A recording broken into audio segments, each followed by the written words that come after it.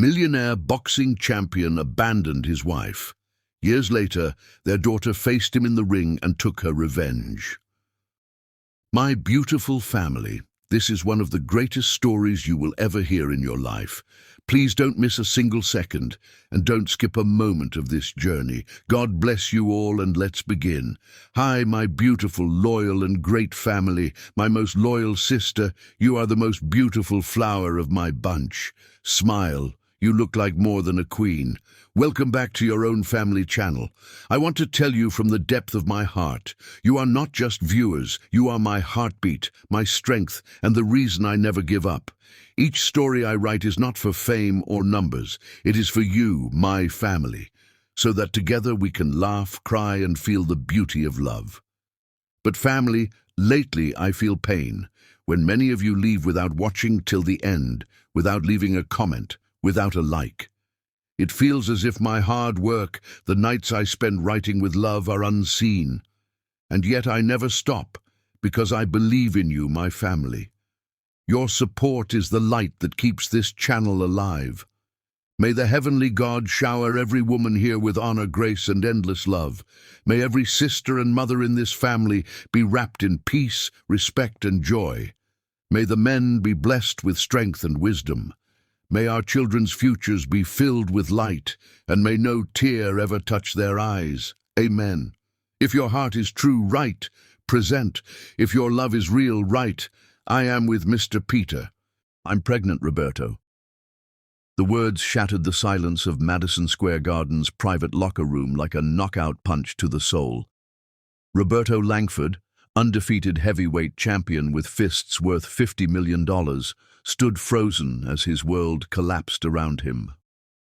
Anne pressed the ultrasound photo against his chest with trembling fingers, her dark eyes blazing with joy and terror. 8 weeks. The doctor said everything looks perfect. Our baby Roberto. Our miracle. He stared at the grainy black and white image. Their child, barely the size of his thumb, but already changing everything. Just 40 minutes ago, he'd signed the contract that would make him the richest fighter in history. The catch? Marriage to Harrison Blackwell's Ice Queen daughter, Charlotte, within 6 months. Roberto's hands shook as he touched the ultrasound photo. He could see the tiny form curled like a question mark, the child they'd created during stolen moments between his training camps and her nursing shifts. Their miracle, conceived on that snowy February night when Anne had whispered promises against his lips. Say something, Anne whispered, her voice cracking. Please. Roberto's throat felt like sandpaper. This woman had sacrificed everything, her nursing degree, her family's approval, her dreams, to watch him climb from underground fight clubs to championship gold. She'd held ice to his swollen face after brutal sessions, counted tip money for his protein shakes, and loved him in their cramped apartment like he was already a king. Anne had believed in him when he slept on gym floors and ate 1 meal a day. She'd whispered encouragement during those dark 3 a.m. moments when quitting seemed easier than fighting. Roberto. Anne's voice trembled with hope and growing fear. We talked about this, remember? You said when the time came when we were ready. That was before, he said, the words tasting like poison in his mouth. Before what? Before you won the title? Before the money? Her voice rose, desperation creeping in. This is our baby, Roberto. Our family, everything we dreamed about. The locker room door exploded open. Harrison Blackwell strode in wearing a $10,000 suit, his silver hair perfectly styled, followed by his daughter Charlotte, a platinum blonde socialite who'd never thrown a punch or worked a day in her pampered life. Langford, Blackwell's voice boomed. Tonight, after you destroy Morrison, we announce the engagement. My Charlotte deserves a champion. His cold eyes swept the room and landed on Anne with barely concealed disgust. What's this situation? Roberto's mouth went dry. In Blackwell's presence, the ultrasound photo in Anne's hands suddenly felt like evidence of a crime. Anne's face went white as death. Her eyes darted between Roberto and the newcomers, the ultrasound photo still clutched in her hand like a lifeline to everything she'd thought was real. "Who's this?" Charlotte's lip curled in disgust as she looked Anne up and down, taking in the second-hand dress, the worn shoes, the calloused hands of a woman who knew struggle. "Roberto, darling, you didn't mention you had company." "I'm Anne Johnson," Anne said, finding her voice despite the terror creeping up her spine. "Roberto's girlfriend, the mother of his—" "Girlfriend?" Charlotte's laugh was like breaking glass. "Oh, how precious. Roberto, you really must stop picking up these charity cases." Roberto's heart hammered against his ribs. One word from him could destroy everything Blackwell had promised. The $100 million endorsement deals, the Hollywood movie contracts, the empire that would make him untouchable, the penthouse overlooking Central Park, the private jets, the respect that money could buy. Or he could choose love over money. Choose the woman who'd believed in him when no one else would. Choose the child growing inside her. His child, his blood, his legacy. Blackwell stepped closer, his voice dropping to a whisper only Roberto could hear. "Choose wisely, boy. This moment determines whether you become a king or remain a pauper forever. I've destroyed bigger men than you for far less." Roberto looked at Anne, really looked at her. She stood there clutching their baby's first picture, her eyes full of love and trust and absolute faith that he would choose them, choose their future, choose the family they'd dreamed about in whispered conversations after making love. She had no idea that the man she loved was about to shatter her world into a million pieces. "Nobody," Roberto heard himself say, the word dropping like a death sentence. "She's nobody." Anne stumbled backward as if he'd struck her. The ultrasound photo fluttered to the floor like a dying bird. "Roberto?" Her voice was barely a whisper. "What are you saying?" "I'm saying we're done." Each word felt like swallowing razor blades. "This was just fun, Anne. You knew that." The lies came easier now, each one killing another piece of his soul. "You think I'd throw away everything for some waitress? But the baby, our baby, you said you wanted, handle it." He couldn't look at her, couldn't watch her beautiful face crumble. "I've got a championship to defend and a real future to build." Charlotte linked her arm through Roberto's possessively, her diamond engagement ring catching the harsh locker room lights. "Come on, darling. We have cameras waiting." She stepped deliberately on the ultrasound photo as they moved toward the door, grinding her heel into the image of Roberto's unborn child. "Roberto, please." Anne's voice broke completely. "Look at me. Look at what we made together." For one agonizing moment, Roberto's step faltered. The woman he loved, the only woman who'd ever truly seen him, was begging him not to destroy their family. Their child's future hung in the balance of his next choice. "Don't make this harder than it has to be," Roberto said without turning around, his voice hollow as a grave. As they walked toward the door, Roberto heard Anne collapse onto the bench behind him, her sobs echoing off the concrete walls like the cries of a dying animal. The sound would haunt him for the rest of his life. "Smart choice, boy," Blackwell whispered in Roberto's ear. "Love doesn't pay the bills. Power does. You just bought yourself an empire." "And what did I sell?" Roberto asked, though he already knew the answer. "Your soul. But trust me, souls are overrated. Money is forever." Roberto didn't turn around. He couldn't, because if he looked back at Anne, beautiful, loyal Anne who'd just told him they'd created a miracle together, he might throw away $50 million and destroy his shot at immortality. But he could hear her behind him, whispering words that would echo in his nightmares. "I loved you. God help me, I loved you more than life itself." The crowd's roar shook the walls as they walked toward the tunnel leading to the ring. 70,000 people chanting his name. television cameras broadcasting his image to millions worldwide. This was his moment of glory. So why did it feel like he was walking to his own execution? In the tunnel, Charlotte pressed her body against his, whispering about their future. The mansion in Beverly Hills, the yacht in Monaco, the children they'd have who would inherit both empires. Children who would never know struggle, never know hunger, never know what it meant to choose between love and survival. Children who would never know they had a half-sister growing up in poverty because their father was too much of a coward to choose love over money. Behind them, Anne's cries grew fainter with each step. But Roberto could still hear her voice calling his name, still hear the desperation and disbelief that the man she'd given everything to could abandon her so completely.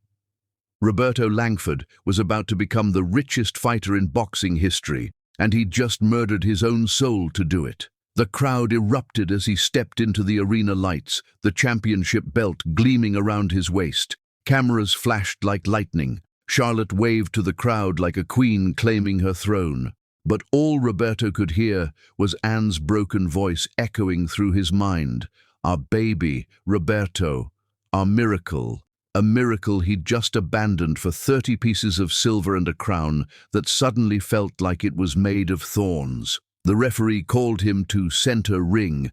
His opponent Morrison shadowboxed in the opposite corner, throwing combinations that would normally make Roberto analyze weaknesses and plan his attack. Tonight, he could barely focus. The biggest fight of Roberto's career was about to begin. But in the locker room behind him, a woman sat alone with her shattered dreams and the ultrasound photo of a child who would grow up to become his greatest nightmare. Roberto had chosen money over love, fame over family, power over the only woman who'd ever truly seen him. He'd won everything he thought he wanted, and lost the only fight that would ever matter. The announcer's voice boomed across the arena. Ladies and gentlemen, presenting the undefeated heavyweight champion of the world, Roberto the Thunder Langford. The crowd's cheers were deafening. Roberto raised his gloves above his head, playing the part of the conquering hero. Flashbulbs exploded like stars. This was the moment every fighter dreamed of, standing at the center of the universe, undefeated and unstoppable. But behind the roar of the crowd, he could still hear Anne's sobs. Behind the blinding lights, he could still see her face crumbling when he called her nobody. The bell rang. The crowd screamed. Roberto threw the first punch of what would become a legendary career built on betrayal.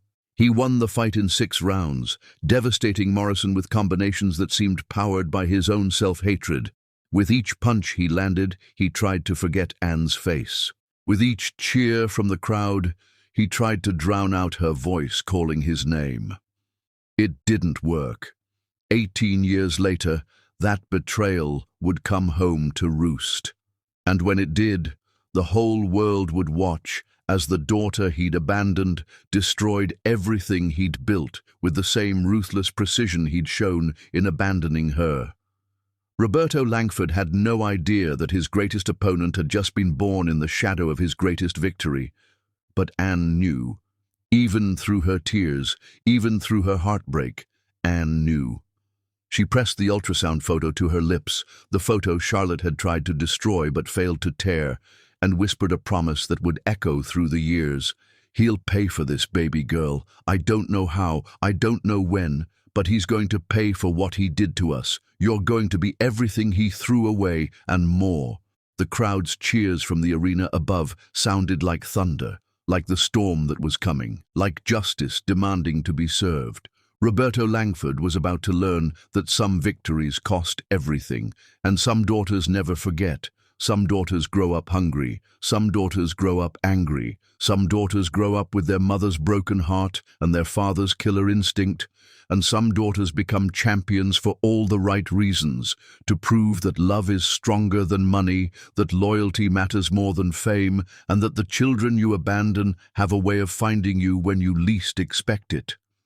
18 years from now, Roberto Langford would look across a boxing ring and see his own eyes staring back at him from his daughter's face. And in that moment, he would finally understand the true cost of the choice he'd made in a locker room beneath Madison Square Garden. But tonight, he celebrated his victory with champagne and photographers, while the woman who'd loved him counted her tears and planned a future that would shake the world. The storm was coming, and it had a name. Claressa. Chapter 2. A Mother's Struggle. The eviction notice was pink, the color of cotton candy and little girls' dreams. How cruel that something so innocent-looking could destroy everything. Anne held the paper with hands that hadn't stopped shaking since she'd watched Roberto marry Charlotte Blackwell on national television. The ceremony had been broadcast live from a cathedral that cost more than most people earned in a lifetime. She'd watched through Murphy's electronics window while bouncing 6-month-old Claressa, her daughter's tiny fingers wrapped around the ultrasound photo Roberto had abandoned. "Mama," 4-year-old Claressa tugged at Anne's coat, her voice cutting through the nightmare of unpaid bills scattered across their kitchen table. Even at this age, her daughter's dark eyes held Roberto's intensity. The mean man coming back? The mean man was their landlord, Mr. Peterson, who'd been hammering on their door for the past week. 3 months behind on rent meant eviction in this neighborhood. No mercy, no exceptions, no consideration for a single mother working 3 jobs just to keep the lights on. "No, baby girl." Anne forced a smile that felt like broken glass cutting her face. "Mama's gonna fix this." But how? Her job at Murphy's Diner paid minimum wage, plus tips that barely covered diapers. The night shift at the hospital laundry left her hands raw and bleeding from the chemicals. And the weekend cleaning job at the office building meant she saw Claressa awake for maybe 2 hours a day. She'd tried calling Roberto's management company 47 times. They'd stopped taking her calls after the first week. The lawyers had been crystal clear: no proof of paternity meant no claim to his fortune. A DNA test cost $3,000. $3,000 she didn't have to prove what she already knew in her heart. Meanwhile, Roberto's face smiled down at her from every magazine cover in the grocery store checkout line. "Boxing's golden boy lives his dream life," the headline screamed. Photos of him and Charlotte at charity galas, yacht parties, movie premieres. His net worth had climbed to $200 million. $200 million. Anne was splitting a can of beans between herself and her daughter for dinner. "Mama, hungry?" Claressa asked, pushing half her portion toward Anne with chubby fingers that already showed the stubborn determination she'd inherited from her father. "No, baby. You eat it all. Mama already had hers." It was a lie. Anne hadn't eaten a full meal in 4 days, but watching Claressa smile as she devoured the beans, watching her daughter thrive despite everything, made the gnawing hunger in her stomach disappear. The apartment door rattled under heavy fists that sounded like thunder. "Mrs. Johnson, open up right now." "Peterson."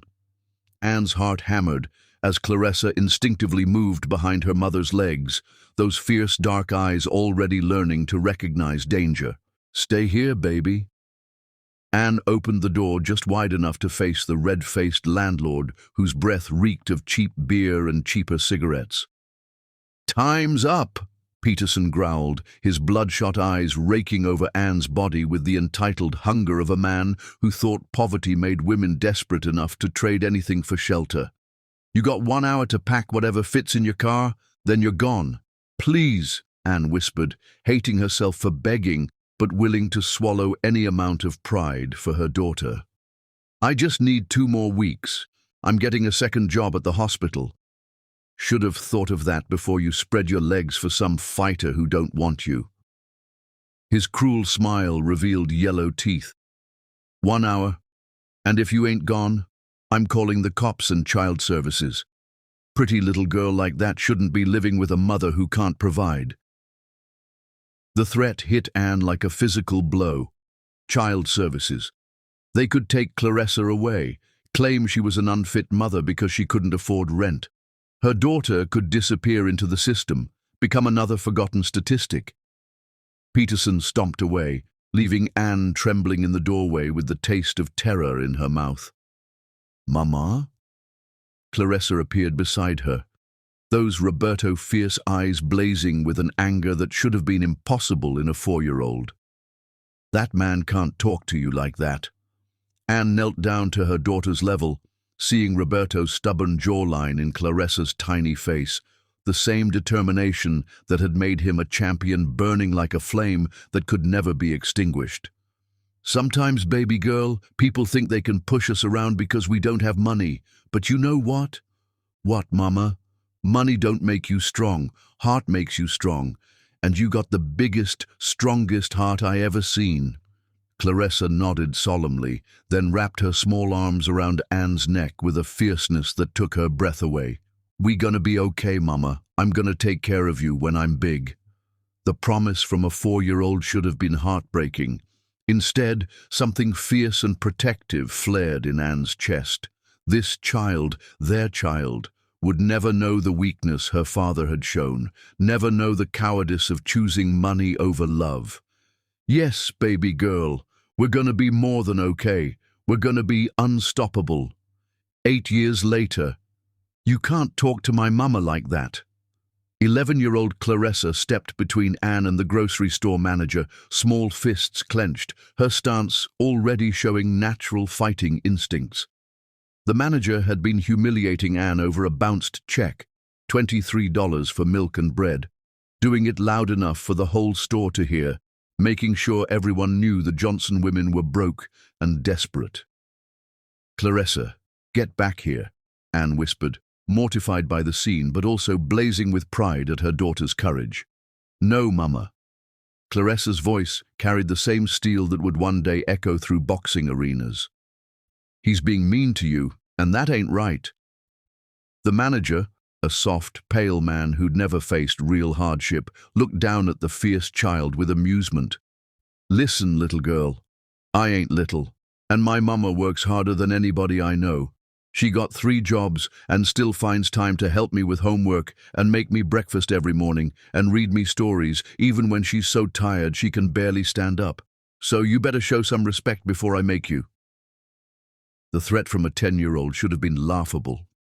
But there was something in Clarissa's eyes, a darkness, a promise of violence that made grown men uncomfortable. The manager took an involuntary step backward. Other customers had stopped to stare. Anne felt heat flood her cheeks, but also something else, pride so fierce it made her chest tight. Her daughter was defending her with the same passion Roberto had once fought in the ring, but with something he'd never possessed, loyalty that couldn't be bought. The manager, embarrassed by the scene and the way other customers were now glaring at him, processed their EBT card without another word. Outside the store, Anne knelt beside her daughter, studying the face that grew more like Roberto's every day, the strong jaw, the determined eyes, the stubborn set of her shoulders that said she'd fight the whole world if necessary. "You can't go around threatening grown-ups, baby."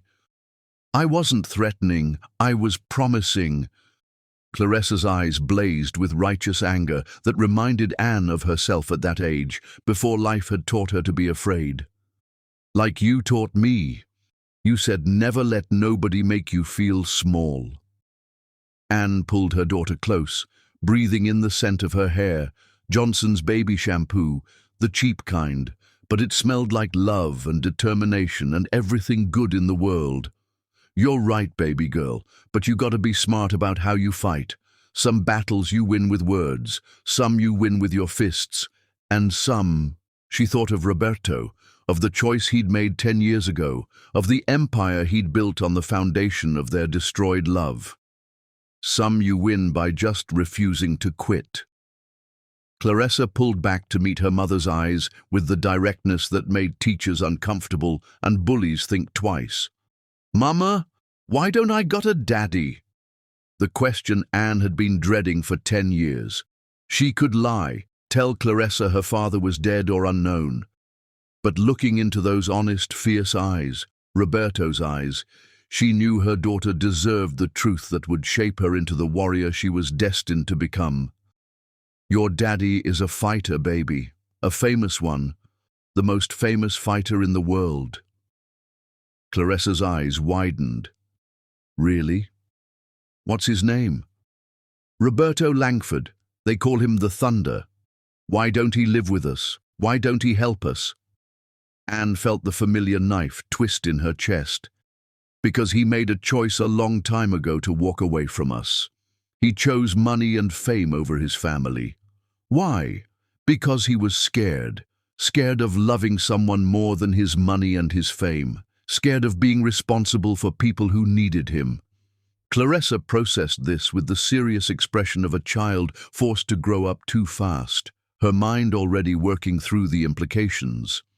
His loss, she said finally, her voice carrying a coldness that chilled Anne to the bone. I wouldn't want a daddy who was scared anyway. Scared people are weak. Anne laughed, despite the tears threatening to fall. That's my girl. That's my champion. They walked home to their latest apartment, a one-bedroom in the worst part of town where gunshots were lullabies and sirens were morning alarms, but it was theirs. Claressa chattered about her day at school, about the bullies she'd faced down with words and fists, about the A she'd gotten on her math test despite doing homework by candlelight when the power got shut off. That night, as Claressa slept beside her in their shared bed, the only bed they could afford, Anne stared at the ceiling and made a promise that would echo through the years. Her daughter would never know hunger like she had, never know the helplessness of having no choices.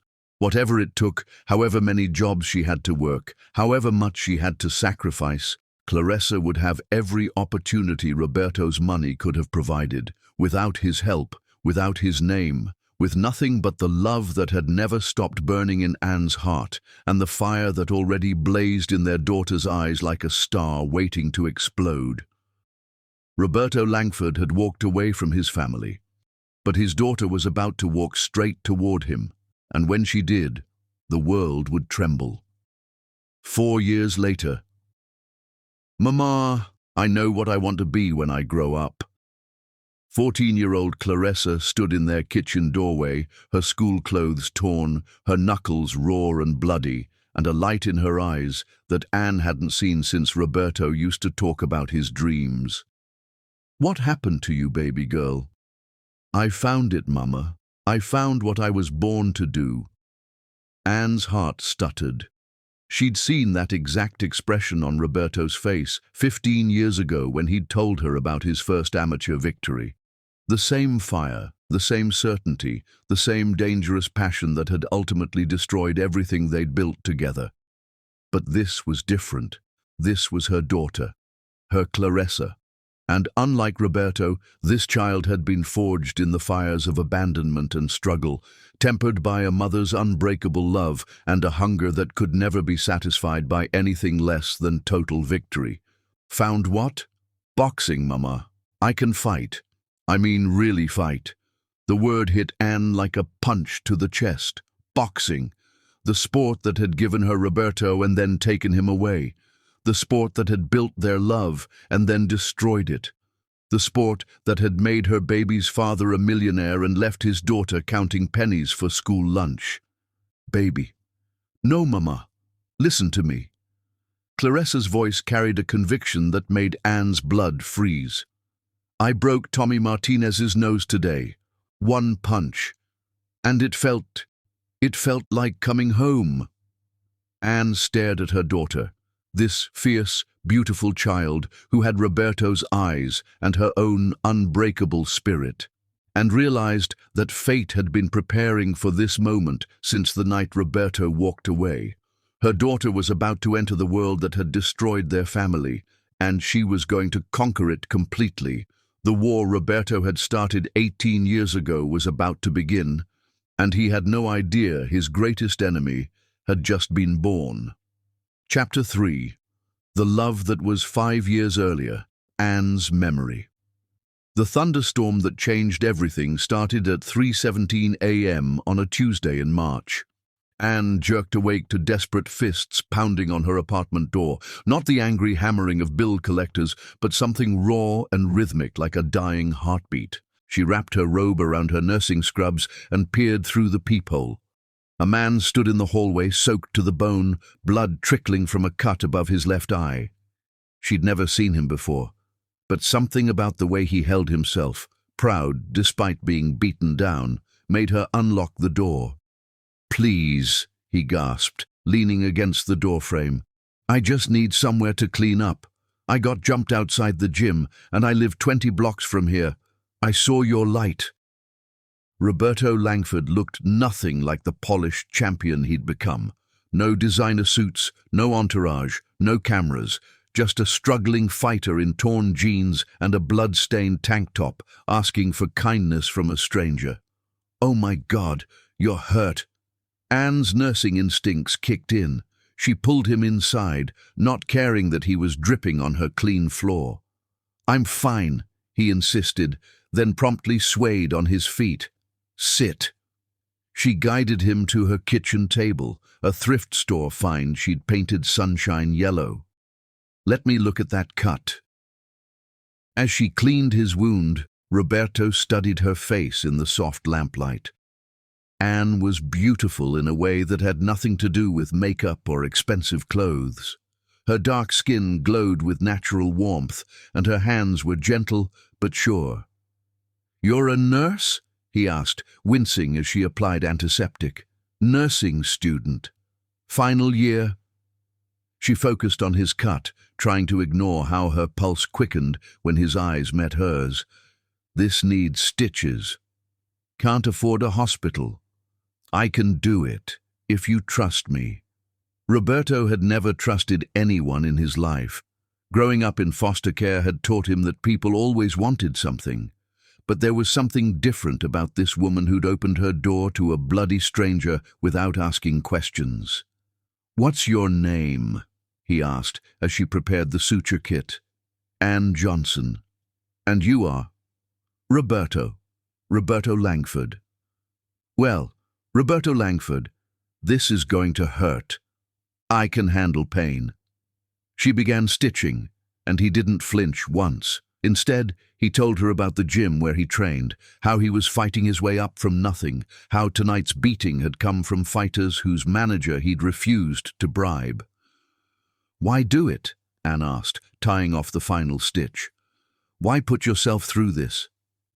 "Because when I'm in that ring, I'm not a throwaway kid nobody wanted.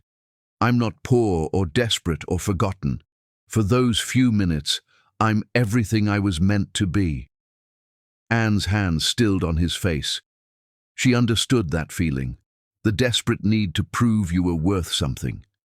"There," she whispered, "all done." Roberto reached up and covered her hand with his. His touch was rough from years of training, but it was the gentlest thing Anne had ever felt. "Thank you. Don't mention it." "No, I mean, thank you for seeing me. Not what I might become, not what I'm fighting for. Just me." The rain drummed against the windows as they looked at each other, both knowing that everything had just changed. Roberto should have left then, should have walked back into the storm and continued his solitary climb to the top. Instead, he asked, "Would you like to get coffee sometime?" 3 weeks later, they were inseparable. Anne had never experienced love like Roberto's, complete devotion and wild passion. He treated her like precious treasure, bringing flowers he couldn't afford and staying up all night helping her study for exams. "You're going to be famous someday," Anne whispered one night as they lay intertwined, their skins still glowing from lovemaking that left them breathless. "We're going to be famous," Roberto corrected, pulling her closer. "You think I'm doing this for me? Anne, baby, I'm fighting for us, for the life we're building together." He traced patterns on her bare shoulder, his calloused fingers creating fire wherever they touched. "Tell me," she breathed against his neck. "Tell you what?" "Tell me about our life, the one we're going to build." Roberto's eyes lit up like a child's on Christmas morning. "First thing I'm buying you is a house, not some mansion.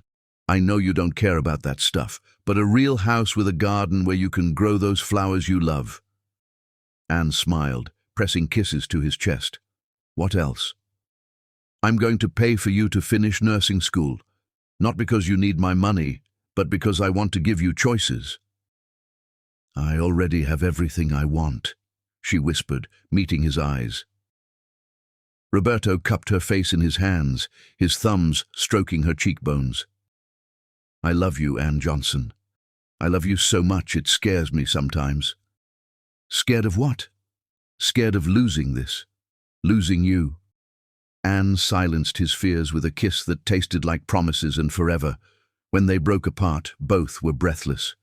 You're not losing me, Roberto Langford. You're stuck with me. Good, he growled, rolling her beneath him. Because I plan on spending the rest of my life showing you how much you mean to me. His father owned 3 businesses and paid for Tommy's training, making him think he owned the gym and everyone in it. Nothing, she said, backing toward the wall. Just walking by. Just walking by?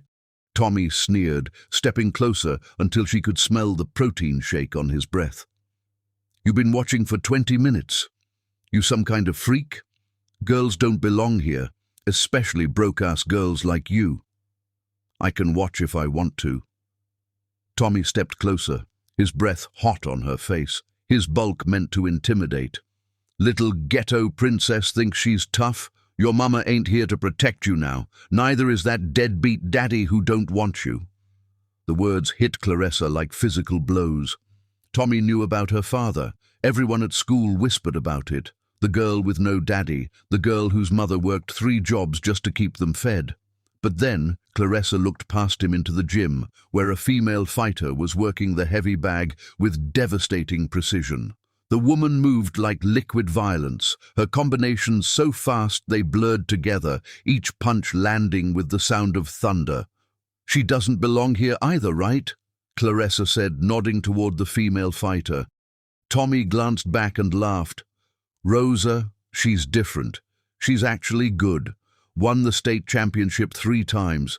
You're just some wannabe watching through windows like a homeless dog begging for scraps. How do you know I'm not good? Because you're a girl. Because you're poor. Because you don't got what it takes. Tommy shoved her hard enough to slam her back against the brick wall, the impact driving the air from her lungs. Because you're nothing, just like your daddy thinks you are. The word hit Clarissa like a lightning bolt. Nothing. That's what her father had called her mother before he walked away. Nothing. That's what the world had been telling her every day of her life, through empty refrigerators and eviction notices and clothes from Goodwill. Something primal and dangerous uncurled in her chest, like a snake ready to strike.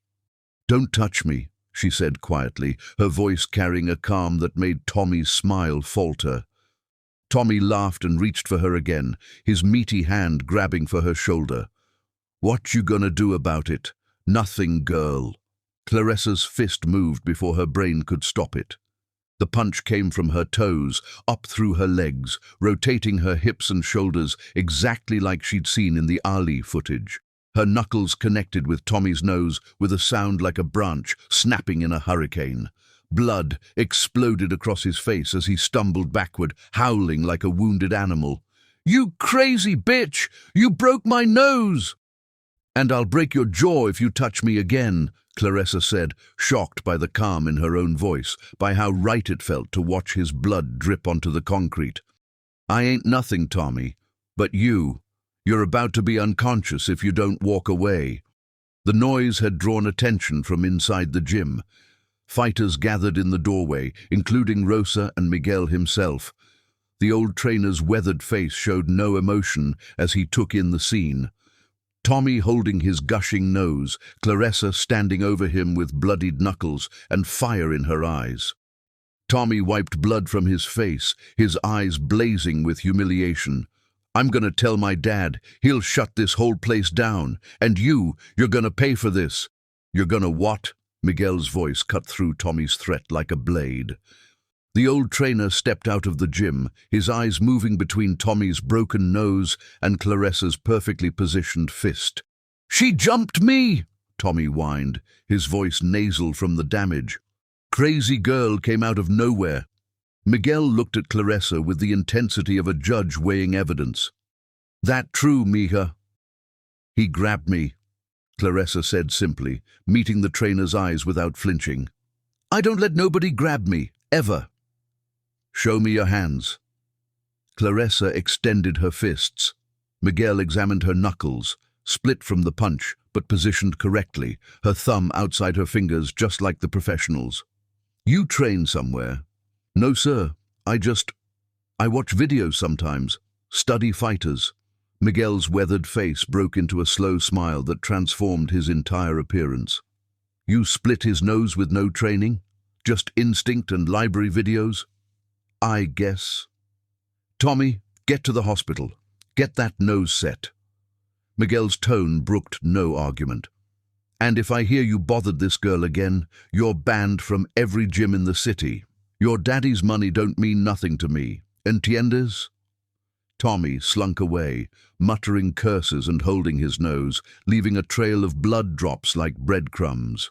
Miguel turned back to Clarissa, studying her with the intensity of a man who'd spent 40 years recognizing raw talent. What's your name? Clarissa Johnson.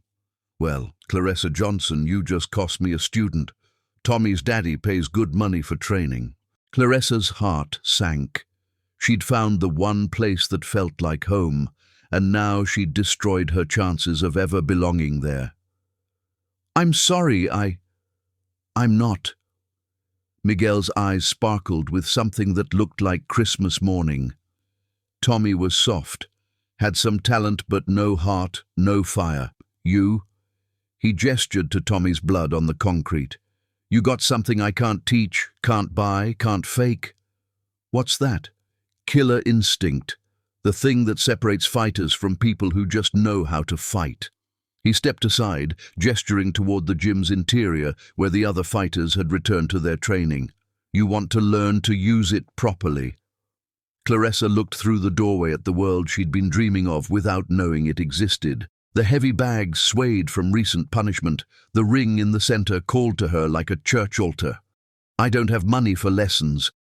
Who said anything about money? You sweep floors, clean equipment, help me run this place. I'll teach you everything I know. Why? Miguel studied her face, the determination in her dark eyes, the way she stood despite having just been in her first real fight, the hunger that radiated from her like heat from a forge.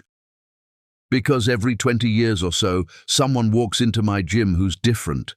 Someone with that fire you can't fake, can't buy, can't teach. Rosa was one. He nodded toward the female fighter. Now she's ranked 3rd in the world. And you think I could be like her?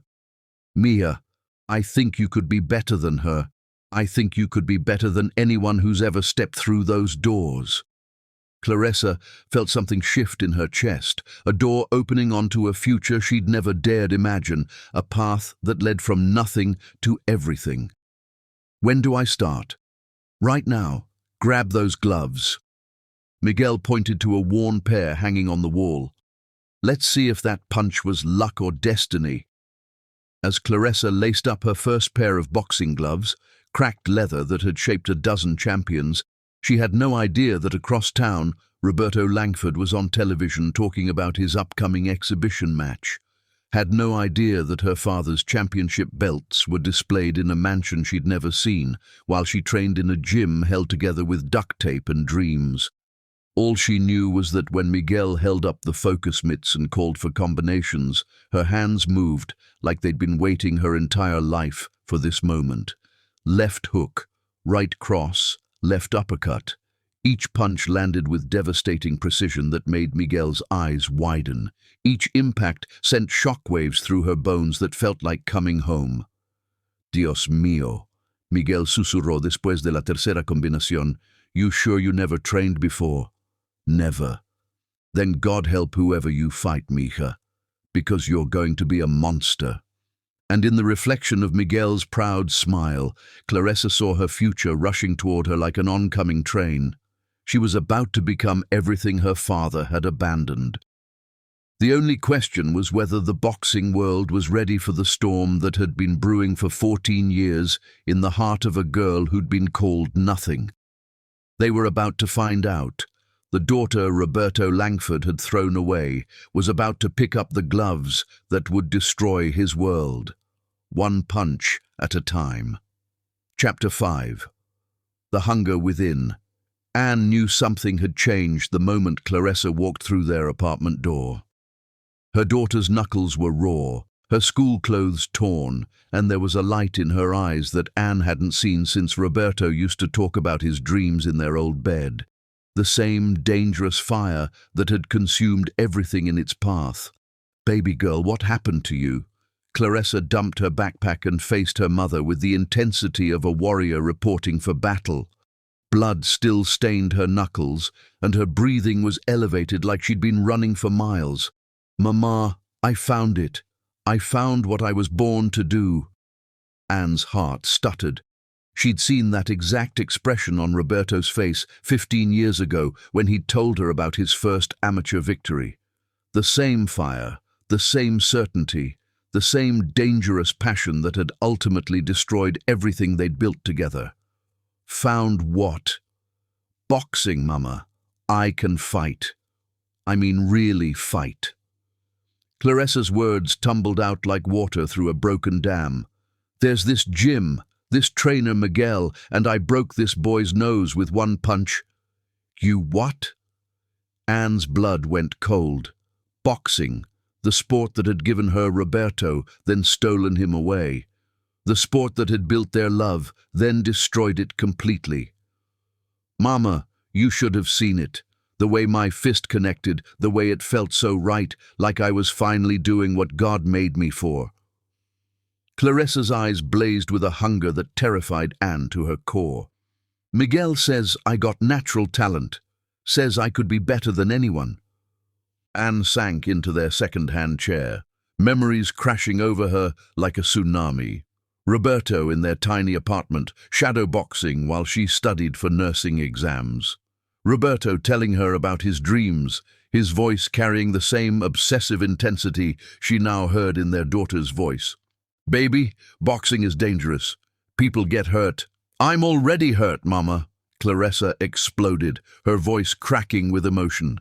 "Every day at school, kids talking about their daddies, about family vacations and new clothes and all the things we can't have.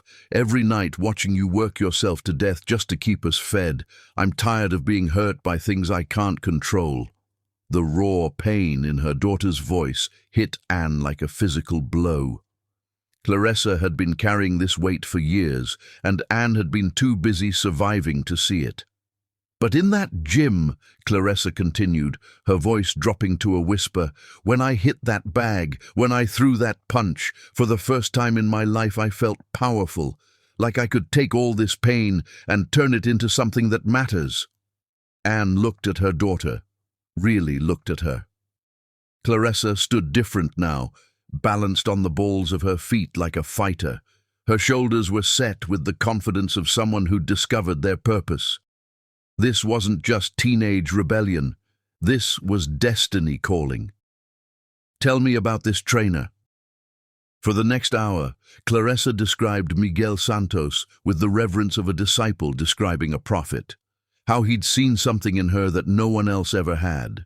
How he'd offered to train her for free in exchange for work around the gym. How he'd looked at her like she was already a champion instead of a girl from the projects with holes in her shoes. "He says I got something special, Mama. Something that can't be taught." Anne closed her eyes, remembering Roberto saying almost identical words 15 years ago. But there was something different about Clarissa's hunger, something harder, more focused. Roberto had fought to escape his past. Clarissa wanted to fight to conquer her future. "And this is what you really want? Not just because you're angry?" "I want it more than I've ever wanted anything in my life." Clarissa knelt beside Anne's chair, her voice intense with conviction. "Mama, I know this scares you. I know it reminds you of him. But I'm not my father. I'm not going to abandon people who love me. I'm going to fight for them." Anne studied her daughter's face, Roberto's determined jaw, but her own fierce loyalty. Her father's natural athleticism, but her mother's unbreakable heart. "If you're going to do this," Anne said finally, "you do it right. No half measures. You train hard, you listen to your coach, and you never forget where you came from." Claressa's face lit up like the sun breaking through storm clouds. "Really? Really? But I got conditions." "Anything. School comes first. Your grades slip, you're done. And you tell me everything, every fight, every injury, every time someone tries to take advantage of you. I promise, Mama. I swear." Anne pulled her daughter into a fierce hug, breathing in the scent of her hair, mixed with the smell of the gym, leather and sweat and dreams. "Then go show the world what a Johnson woman can do." 3 months later. The transformation was nothing short of miraculous.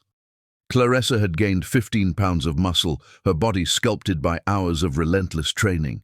She woke up at 5 a.m. to run 5 miles before school, spent every afternoon at the gym, and fell asleep studying fight footage on their ancient laptop.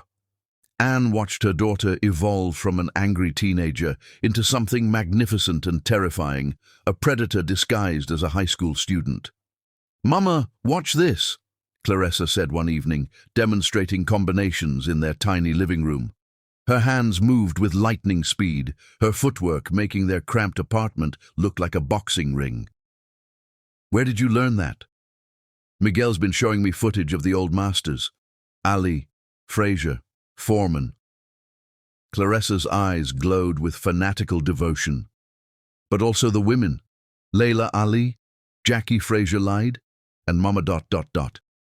Her voice dropped to a whisper. "He showed me footage of my father." Anne's blood froze. "What?" "Roberto Langford. Miguel didn't know at first, but when I told him my daddy's name, he pulled up old fights." Claressa's expression was unreadable. "I studied every round, every combination, every weakness. Baby, he's good, Mama, real good. But he's got tells, little things he does before he throws his right hand. And he drops his left shoulder when he's tired." Claressa's smile was cold as winter. "I'm learning everything about him, his style, his habits, his weaknesses. Why? Because someday I'm going to face him. And when I do, I'm going to show him exactly what he threw away." The conviction in her daughter's voice sent chills down Anne's spine. This wasn't just about boxing anymore. This was about justice, about proving that the daughter he'd abandoned could rise higher than he'd ever dreamed. 6 months later. "You ready for this, mija?" Miguel stood in the corner of the amateur ring at the downtown Civic Center, his weathered hands wrapping Claressa's wrists with practiced precision. Around them, the crowd buzzed with anticipation for the Youth Championship semi-finals. Claressa nodded, her eyes fixed on her opponent across the ring, Maria Santos, the defending champion whose father owned a chain of gyms and had been training her since she was 6 years old. "Remember," Miguel whispered, "she's got experience, but you got hunger. She's fighting to keep what she has. You're fighting for everything you've never had." Claressa looked toward the small section where Anne sat, her mother's face tight with worry and pride. Next to her sat Rosa, Miguel's star fighter, who'd driven 3 hours just to watch Claressa's biggest test yet. "I won't let you down, coach." "You already made me proud, mija. Now go show them what we've been working for." The bell rang. Maria came out fast, throwing combinations designed to overwhelm an inexperienced opponent. But Claressa moved like water, slipping punches by inches, making Maria miss by margins so small the crowd gasped. Then Claressa countered. Her left hook caught Maria flush on the jaw, followed by a right cross that sent the champion staggering backward. The crowd erupted as Claressa pressed forward, unleashing combinations that she'd practiced 10,000 times in the gym. But it wasn't just technique. There was something primal about the way Claressa fought, a hunger that transformed every punch into a statement about who she was and where she'd come from. By the third round, Maria was holding on, trying to survive until the final bell. Claressa stalked her around the ring with the patience of a predator, picking her shots, breaking down the champion piece by piece. With 30 seconds left, Claressa landed a combination that dropped Maria to one knee. The referee began counting, but Claressa had already turned away, her eyes finding Anne in the crowd. 10, the referee shouted. Winner by knockout, a new youth champion, Claressa Johnson. Anne was crying as Claressa climbed through the ropes and ran to her, championship medal gleaming around her neck. I did it, Mama. I really did it. You sure did, baby girl. You sure did. As they hugged, neither woman noticed the man in the expensive suit watching from the back of the arena. He'd been scouting talent for a major promotion company when he'd heard about the girl who'd destroyed the youth division in less than a year. The man made a note in his phone. Claressa Johnson, investigate immediately. Potential gold mine. Within 6 months, that note would reach the desk of someone who knew exactly who Claressa Johnson was, and why her rise through the boxing world should terrify Roberto Langford. But tonight, she was just a 16-year-old girl hugging her mother and holding her first championship medal, unaware that she'd just taken the first step on a path that would lead directly to her father's throne. The war Roberto had started 18 years ago was about to begin in earnest, and his abandoned daughter was ready to show the world that some fires burn hotter when they're forged in abandonment and fed by a mother's unbreakable love. Chapter 6. Rising Through Pain. The newspaper headlines screamed across the sports section like a declaration of war. Mystery girl destroys amateur division. Who is Claressa Johnson? Roberto Langford stared at the article over his morning coffee in his Beverly Hills mansion, his blood turning to ice water as he read every devastating detail. The girl in the photo had familiar eyes, dark, intense, burning with the same fire he'd once seen in his own mirror 20 years ago. The last name was like a sledgehammer to his chest. Johnson, Anne's last name. The article detailed the meteoric rise of 17-year-old Claressa Johnson, who'd won every amateur tournament she'd entered in the past 2 years, usually by knockout in under 3 rounds. The sports writer gushed about her supernatural instincts and devastating power that seemed to emerge from thin air. But Roberto saw something else in the photo that made his hands shake like an old man's. The way she held herself in the ring, the predatory angle of her shoulders, the cold, calculating determination in her eyes that reminded him of himself at that age, hungry, desperate, willing to destroy anyone who stood between him and greatness. The resemblance wasn't just striking, it was terrifying. "Darling, you look like you've seen a ghost." Charlotte glided into their marble kitchen, wearing a silk robe that cost more than most people's cars. After 18 years of marriage, she'd maintained her ice, queen beauty through expensive procedures and colder discipline. "Just reading about some amateur boxer," Roberto said, folding the newspaper before Charlotte could see it, his voice betraying nothing of the earthquake happening inside his chest. But his hands shook as he set down his coffee cup, and Charlotte's razor-sharp instincts caught the tremor immediately. "You seem unusually interested in amateur boxing all of a sudden." Charlotte's voice carried that surgical edge that had cut down business rivals and social climbers for 2 decades. "Anyone I should know about?"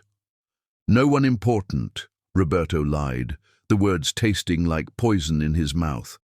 But as Charlotte poured herself coffee and began discussing their upcoming charity gala, the one where they'd pretend to care about disadvantaged children while never acknowledging the daughter Roberto had abandoned, his mind raced with mathematical certainty. 17 years old, Anne's last name, the same killer instinct that had made him a champion, the same ruthless precision he'd used to destroy opponents. This wasn't coincidence, this was reckoning. This was the child he'd thrown away, grown strong enough to threaten everything he'd built on that betrayal. Across town, Murphy's diner. Anne burst through the door like a woman possessed, the same newspaper clutched in her hands like a battle flag. Her heart hammered with pride and terror as she searched for Miguel in his usual corner booth. "Did you see this?" she shouted across the diner, not caring that other customers stared at the crazy woman waving a newspaper. "Did you see what our baby girl did?" Miguel looked up from his eggs and fight tapes, his weathered face breaking into a grin that could have powered the entire city. "See what, Hermana?" Anne slammed the newspaper down on the table hard enough to rattle his coffee cup. The headline and photo of Clarissa holding her championship belt filled half the page, her daughter's face radiating the quiet confidence of someone who'd never tasted defeat. "About damn time someone noticed what we've been building," Miguel said, his voice thick with emotion. "That girl is special, Anne. More special than anything I've seen in 40 years of training fighters. They're calling her a phenomenon, a once-in-a-generation talent." Anne's voice trembled with pride and the dawning realization of what this might mean. "Miguel, what if he sees this? What if Roberto? What if what? What if he realizes he threw away the greatest fighter who ever lived?" Miguel's eyes blazed with the fierce protectiveness of a man who'd watched Clarissa grow from an angry teenager into a devastating force of nature. "That girl has been carrying rage for 17 years. Now she's finally found a way to turn it into pure destruction." Anne sank into the booth across from him, her emotions warring between maternal pride and the terror of what might come next. "I'm scared, Miguel. What if she gets hurt? What if she becomes obsessed with revenge and loses herself? What if she becomes like her father?" Miguel finished, reaching across to squeeze Anne's hand. "Listen to me, Hermana. That girl has been in my gym every single day for 3 years. She helps other fighters when they're struggling. She encourages the young ones when they want to quit. She never complains when I make her clean equipment or run errands for pocket change. She's got her father's talent but your heart. That combination, that's what makes her so dangerous to anyone who tries to stop her." "But what if Roberto finds out about this article? What if he comes after her?" Miguel's smile turned predatory, dangerous. "Hermana, let him come. That girl's been waiting her whole life for a chance to show her father what he threw away. And when that day comes..." He gestured to the newspaper photo of Clarissa, victorious and unbroken. "Roberto Langford is going to learn that some storms destroy everything in their path." Meanwhile, Roberto's private sanctuary. Roberto locked himself in his private gym and pulled up footage of Clarissa's fights on his tablet, each video confirming his worst fears and greatest amazement. He'd been secretly following her career for months, unable to look away from the train wreck he'd created. The girl moved like him. Same footwork, same instinctive head movement, same ability to time opponents and exploit their weaknesses with surgical precision. But there was something else, something harder and more focused than his fighting had ever been. She fought like someone with nothing to lose and everything to prove. She fought like someone who'd been abandoned and had turned that abandonment into weapons. She fought like his daughter. His phone buzzed with a text from his manager. "Saw the article about that Johnson girl. Want me to look into her? Could be good for your exhibition tour. Might even generate some publicity if we can get her on your undercard." Roberto stared at the message for 20 minutes, his thumb hovering over the keyboard. One word from him could bring Clarissa into his orbit. He could arrange for her to fight on his undercard, maybe even offer to train her. He could try to be the father he'd never been, the man he'd abandoned when he chose Charlotte's money over Anne's love. But that would mean admitting the truth. It would mean acknowledging what he'd done.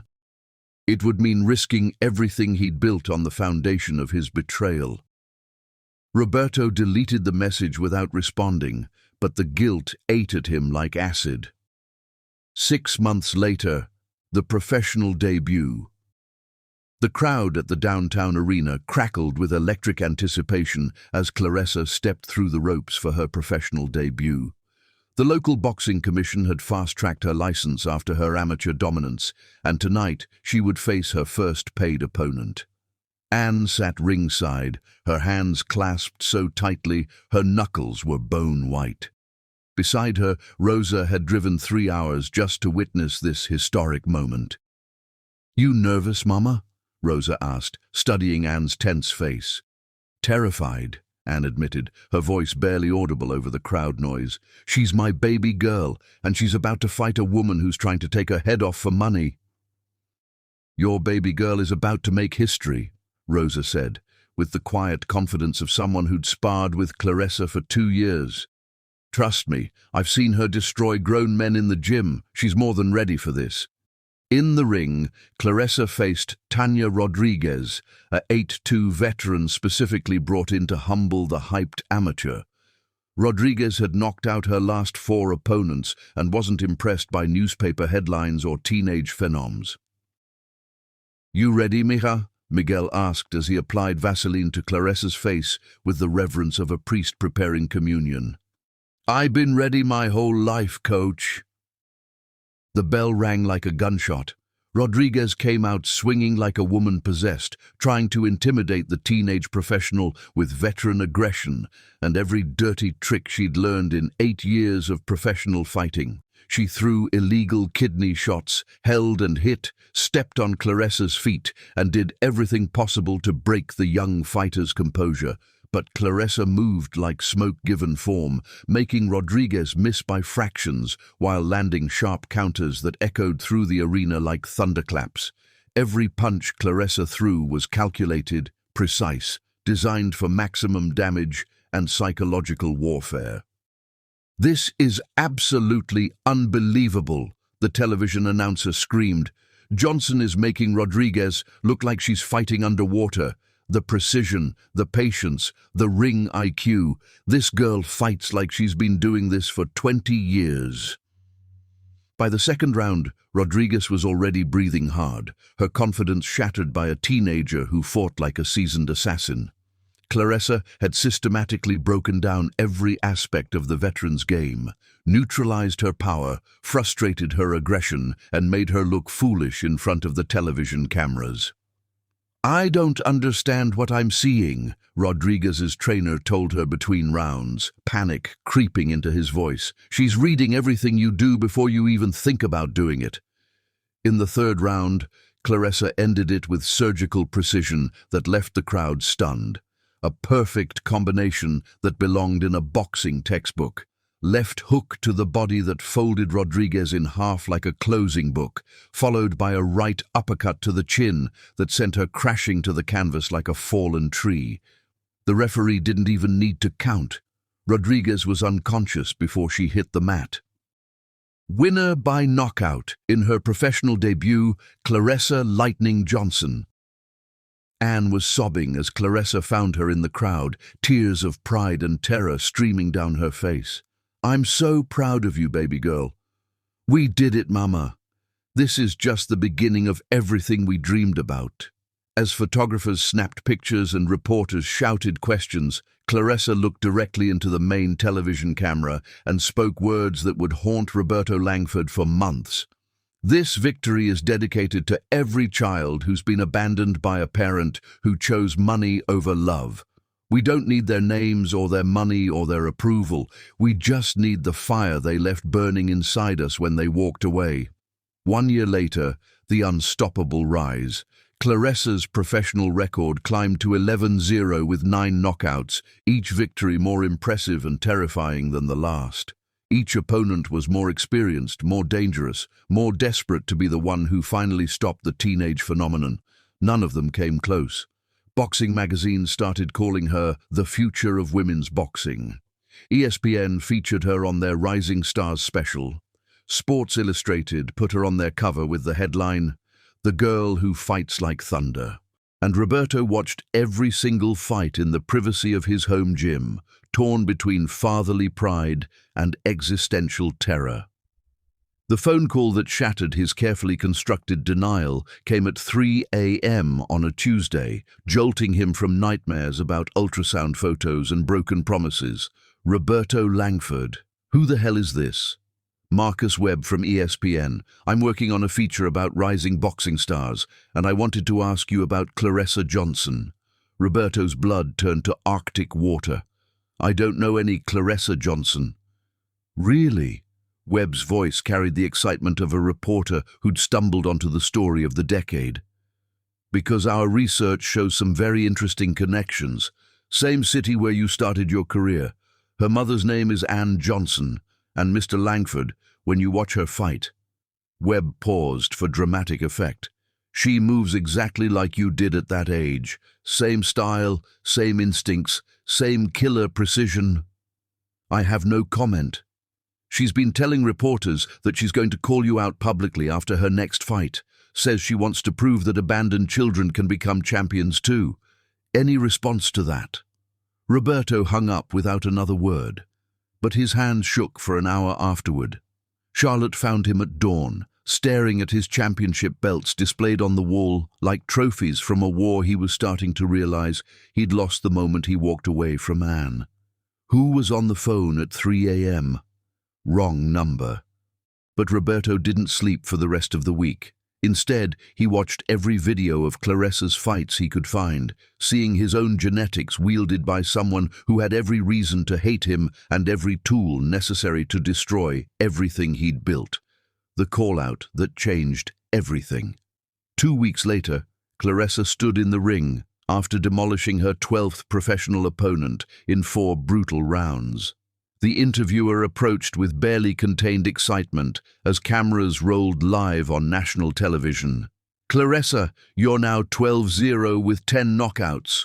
You're being called the most dominant young fighter in boxing history. What's next for Claressa Johnson? Claressa looked directly into the camera, her eyes blazing with the cold fire of someone who'd waited her entire life for this moment. I want to call out Roberto Langford. He calls himself the Thunder, but I got news for him. I'm the storm he created when he walked away from his family 18 years ago. The crowd erupted like a volcano. The interviewer's eyes went wide with shock. Social media exploded within seconds as the clip began trending worldwide. Are you saying Roberto Langford is your father? I'm saying Roberto Langford abandoned a pregnant woman because he was too much of a coward to choose love over money. He threw away his family for a paycheck and a trophy wife. Now his daughter has grown up, and I'm coming for everything he built on that betrayal. The interview went viral within minutes. Sports shows interrupted regular programming to play the clip. Social media exploded with speculation, demands for DNA tests, and calls for Roberto to respond. Langford vs. Johnson began trending worldwide within an hour. In his mansion, Roberto watched the clip for the 100th time, studying the face that looked so much like his own, twisted with righteous anger and unbreakable determination. Charlotte found him in his study at dawn, empty whiskey bottles scattered around his chair like spent ammunition. So it's true, she said with ice-cold calculation. You have a daughter. Roberto looked up at his wife, the woman he'd chosen over Anne, over love, over everything that had ever mattered. It was a long time ago. Not long enough, apparently. She's going to destroy everything we've built unless we act fast. Charlotte's voice carried the calculating coldness of someone already planning damage control. I have lawyers, investigators, people who can make problems disappear. Roberto thought about Anne, about the ultrasound photo, about the choice he'd made in a locker room that had haunted every single day of the past 18 years. Maybe, he said quietly, his voice hollow as a grave, maybe I deserve to be destroyed. But even as he said it, Roberto knew he wouldn't go down without a fight. His daughter wanted war. She was about to get the fight of her life. The collision between father and daughter was inevitable now. The only question was whether Roberto's empire could survive the storm he'd created by abandoning the one person who could have made him truly great. Claressa Johnson was coming for her father, and she was bringing 18 years of abandonment, pain, and her mother's unbreakable love as weapons that would cut deeper than any punch ever could. The final battle was about to begin, and the whole world would be watching when the daughter Roberto threw away came to collect everything he owed her. Chapter 7. The challenge issued. The media explosion was unprecedented. Within 6 hours of Claressa's call-out, number Langford versus Johnson dominated worldwide trending. Sports commentators debated the ethics of father fighting daughter. Boxing commissions scrambled to understand legal implications. Social media erupted with theories and demands for Roberto's response. But Roberto Langford had vanished. "Where the hell is he?" screamed Richard Blackwell, Harrison's son who now managed Roberto's career. "Every news outlet in the world is calling, and our biggest asset is hiding like a coward." Charlotte sat across from Richard in the mansion's marble-floored conference room, her face carved from ice. "He's processing. This isn't just business for him. It better become business fast. We've got $300 million in endorsements that depend on Roberto's reputation. If he looks weak..." "He won't look weak," Charlotte interrupted. "Roberto will fight her. He has to." Meanwhile, at Rosario's gym. The tiny gym had been invaded by reporters, photographers, and camera crews from around the world. Miguel stood guard at the door like a bouncer, allowing only a select few inside to witness Claressa's training. "How does it feel to have called out your own father?" shouted a reporter from ESPN. Claressa didn't break rhythm on the heavy bag. Left hook, right cross, left uppercut. Each combination landed with thunderous precision. "It feels like justice," she said between punches, "for my mother, for every child who's been abandoned by a parent who chose money over family." "But he's Roberto Langford, a living legend. Aren't you intimidated?" Claressa stopped hitting the bag and turned to face the cameras, sweat gleaming on her face like war paint. "Legends are just stories people tell. I'm about to write a new one." The reporters scribbled frantically. This 17-year-old girl spoke with the confidence of someone who'd already won the fight. Anne watched from the corner, her heart torn between pride and terror. Her daughter was magnificent, strong, fearless, unbreakable, but she was also walking into a battle that could destroy her. "You sure about this, baby girl?" Anne asked when the cameras finally left. "Mama, I've been sure about this since I was 4 years old, and you told me my daddy chose money over us." Claressa's eyes blazed with cold fire. "I'm going to show him, and the whole world, what he threw away." Roberto's response. 3 days later, Roberto finally emerged from hiding. The press conference was held at the Beverly Hills Hotel, with Roberto flanked by his management team and lawyers. He looked older, haunted, but still carried himself with the bearing of a champion. "I want to address the recent claims made by Claressa Johnson," Roberto began, his voice steady despite the storm raging inside him. "While I cannot comment on personal matters from many years ago, I will say this. If Ms. Johnson wants to make a name for herself by challenging me, then she'll get her opportunity." The room erupted with questions. "Are you confirming she's your daughter? Will you actually fight her? What do you say to critics who call this a publicity stunt?" Roberto raised his hand for silence. "My team is in talks with the Nevada State Athletic Commission. If they sanction the fight, and if Ms. Johnson can prove she belongs in the ring with me, then we'll settle this matter where it should be settled, between the ropes." Richard Blackwell leaned into the microphone. "The fight will be for Roberto's WBC heavyweight title. Winner takes all. The date will be announced within the week." As Roberto left the podium, one reporter shouted a question that stopped him cold. "Mr. Langford, what would you say to your daughter if she really is your child?" Roberto turned back, his face a mask of pain and pride. I'd say she better be ready for the fight of her life. The announcement. 1 week later, the boxing world received the news that would define the sport for generations. Roberto the Thunder, Langford versus Claressa Lightning Johnson. For the WBC Heavyweight Championship, MGM Grand Garden Arena, Las Vegas. Pay-per-view, December 15th. The announcement sent shockwaves through every corner of the sports world. Father versus daughter, legend versus rising star. The ultimate family drama played out on boxing's biggest stage, Anne's plea. That night, Anne knocked on the door of Roberto's Beverly Hills mansion for the first time in 18 years. Charlotte answered, her face twisting with disgust. "What do you want?" "I want to talk to Roberto about our daughter." "Your daughter?" "He never claimed her." "Let me in, Charlotte, or I'll camp on your doorstep until every reporter in the city knows where Roberto lives." 5 minutes later, Anne sat across from Roberto in his study, the same room where he kept his championship belts. 18 years had changed them both, him into something harder and colder, her into something fiercer and more determined. "She's going to get hurt," Anne said without preamble. "You're twice her size, Roberto. You could kill her." Roberto's voice was barely a whisper.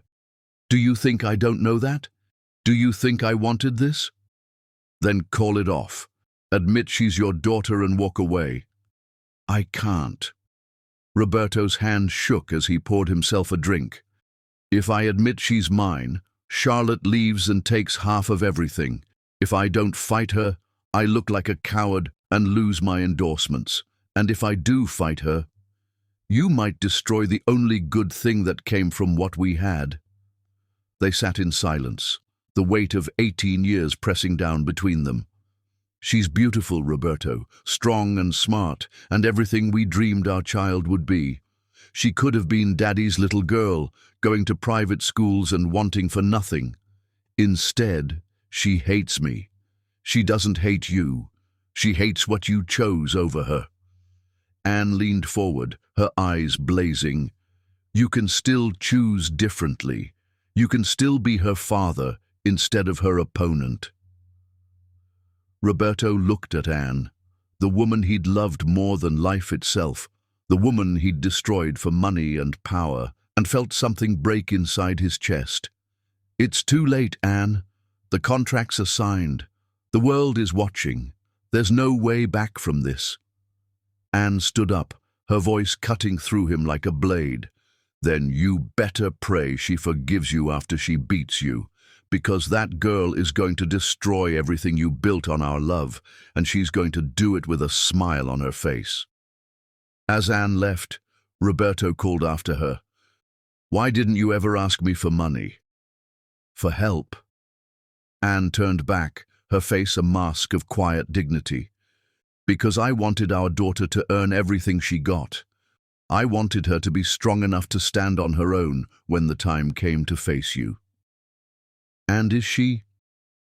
"Roberto, you're about to find out that the daughter you abandoned is twice the fighter you ever were, and she's got something you never had." "What's that?" "Nothing left to lose." Training camps. As news of the fight spread, both fighters retreated to their training camps. Roberto trained in a state-of-the-art facility in Big Bear, surrounded by world-class trainers, nutritionists, and sparring partners. Every advantage money could buy. Claressa trained in the same run-down gym where she'd learned to fight, surrounded by people who loved her not for what she could earn them, but for who she was. The contrast couldn't have been more stark. The final stare-down. 6 weeks before the fight, they met for the official press conference and weigh-in ceremony. The MGM Grand was packed with media from around the world. When Claressa walked onto the stage, the crowd erupted. She wore simple black training gear, her hair pulled back in a tight ponytail, her eyes focused like laser beams. Roberto followed, still impressive at 41, his body sculpted by decades of professional training, but something in his eyes looked uncertain, haunted. They stood face to face for the traditional stare-down. Father and daughter, abandoned child and abandoning parent, the past confronting its consequences. "Any words for your opponent?" a reporter shouted. Claressa never broke eye contact with Roberto as she spoke into the microphone. "I don't need his name, his money, or his legacy. I just need 5 rounds to show him what he threw away." Roberto stared into eyes that were mirrors of his own, filled with a hunger and determination that reminded him of himself at her age. "And what do you say to that, Mr. Langford?" Roberto's voice was barely audible above the crowd noise. "I say, I'm proud of the woman she's become, but pride won't save her in that ring." As they separated, neither fighter looked back. The die was cast. The battle lines were drawn. The greatest fight in boxing history was 6 weeks away. Roberto Langford was about to learn that some storms destroy everything in their path, and Claressa Johnson was about to prove that daughters remember everything their fathers forget. Chapter 8. Preparing for War. 6 weeks before the fight, Roberto's training camp. The punching bag exploded under Roberto's assault, sand spilling across the pristine floor of his private training facility. His sparring partners lay scattered around the gym, 3 heavyweight contenders who'd thought they could give the aging champion a decent workout. They'd all been wrong. "Jesus Christ, Roberto," gasped Tony Marquez, a former title contender now sporting a broken nose. "You trying to kill us?" Roberto said nothing. He'd been training with possessed fury for 3 weeks, pushing his 41-year-old body harder than he had in a decade. Every combination carried devastating intent. Every sparring session ended with someone getting hurt. "Boss," called his trainer, Eddie Castellanos, from across the gym, "you need to dial it back. You're going to burn out before the fight." "I'm fine," Roberto growled, wrapping his hands for another round on the heavy bag. But he wasn't fine. Every night he dreamed of Anne's broken voice in that locker room 18 years ago. Every morning he woke up to pictures of Claressa on the sports pages, her eyes blazing with the same determination he'd once possessed. His daughter had become everything he'd abandoned her to prevent. Meanwhile, at Rosario's gym, Claressa moved through her training routine with the mechanical precision of a master craftsman. 6 rounds on the heavy bag, followed by 5 rounds of speed bag work, then an hour of technical drilling with Miguel. "Your combinations are getting too predictable, Mija," Miguel called out as Claressa finished a series of left hook-right cross sequences. "He's going to time them." "Let him try." Claressa's voice was cold as winter. "I got 37 different combinations mapped out, each one designed to exploit a weakness in his style." Miguel raised an eyebrow. For 6 weeks, Claressa had been studying Roberto's fights with the obsession of a forensic scientist. She'd memorized every pattern, every tell, every habit that 41 years of life had drilled into his fighting DNA. "You can't just rely on preparation, Claressa. In that ring, anything can happen." "Nothing's going to happen that I haven't already planned for." Rosa, who'd been holding focus mitts, dropped her hands and stared at Claressa with concern. "Hermana, you're scaring me. This isn't just about boxing anymore, is it?" Claressa's eyes blazed with something that went beyond anger, beyond revenge. "This is about proving that love is stronger than money, that loyalty matters more than fame, that the children people throw away have a way of coming back to collect what's owed." The revelation. 3 weeks before the fight, Roberto's worst nightmare came true. He was reviewing fight footage in his study when Eddie burst through the door, his face white with panic. "Boss, we got a problem. A big fucking problem." "What now?" Eddie threw a folder onto Roberto's desk. "DNA test results. Someone leaked them to TMZ." Roberto's blood turned to ice water as he read the lab report. 99.97% probability of paternity. Scientific proof of what his heart had known the moment he saw Claressa's eyes in that newspaper photo. How did they get my DNA? Coffee cup from the press conference. They tested it against a hair sample from the gym where she trains. Roberto's hands shook as he set down the papers. The secret he'd protected for 18 years was now front-page news across the world. His phone immediately started ringing.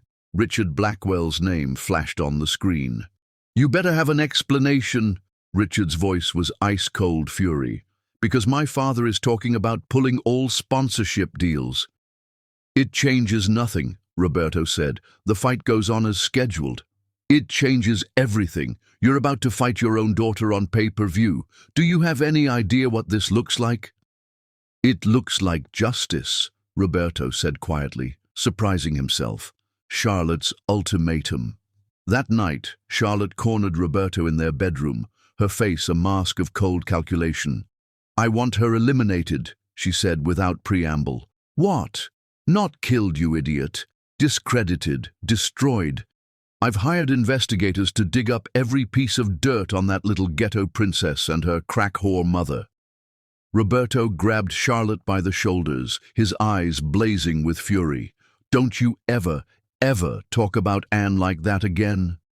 Oh, please. You threw that woman away like garbage 18 years ago. Don't develop a conscience now." "Things change." "Not for me. Either you destroy that girl in the ring, or I destroy her outside of it. Your choice." Roberto looked at his wife, the woman he'd chosen over love, over family, over everything that mattered, and realized he was staring at a stranger. Had she always been this cold, this calculating, or had 18 years of living with his guilt turned them both into monsters? Claressa's preparation. While Roberto's world imploded around him, Claressa trained with the focus of a surgeon, preparing for the most delicate operation of her career. She sparred with male heavyweights twice her size, absorbing punishment that would have hospitalized most fighters. She studied Roberto's old fights until she could predict his movements before he made them. She trained with fractured ribs, a torn shoulder, and hands so damaged that Miguel had to inject them with painkillers before each session. "You're going to kill yourself before you even get in the ring," Anne pleaded, after finding Claressa collapsed in the gym bathroom, vomiting from exhaustion. "Better to die preparing than to live knowing I wasn't ready," Claressa gasped. "Baby girl, this isn't about proving anything anymore. The whole world knows you're his daughter. You've already won." Claressa looked up at her mother with eyes that burned like stars. "I haven't won until he admits what he did, until he says my name, until he acknowledges that he threw away the best thing he ever had." The mind games. 2 weeks before the fight, Roberto's team tried to get inside Claressa's head. They leaked stories about Roberto's training intensity, about sparring partners being hospitalized, about his devastating punching power. They planted articles questioning whether a 17-year-old girl belonged in the ring with a heavyweight champion. Claressa's response was to post a video on social media. She stood in front of the heavy bag in Miguel's gym, wearing simple workout gear, her face calm as stone. "They want to talk about my father's power, about his experience, about how I'm just a little girl who doesn't belong." She turned to the heavy bag and unleashed a combination that sent shockwaves through the building. Left hook, right cross, left uppercut, right overhand. Each punch landed with the sound of thunder. The heavy bag, a 200-pound professional model, tore completely off its chain and crashed into the wall. Claressa turned back to the camera, not even breathing hard. December 15th. Roberto Langford is going to learn that power isn't about size. It's about having nothing left to lose. The video went viral within hours. Roberto's breaking point. 1 week before the fight, Roberto couldn't take it anymore. He drove to Anne's apartment at 2 a.m., sitting outside in his Bentley for an hour before finally knocking on her door. Anne answered in her robe, unsurprised to see him. "I can't do this," Roberto said, his voice breaking. "I can't fight my own daughter." "Then don't. You don't understand. If I pull out now, I lose everything. The endorsements, the money, my legacy." "You lost everything 18 years ago when you chose money over love," Anne said quietly. "This is just the bill coming due."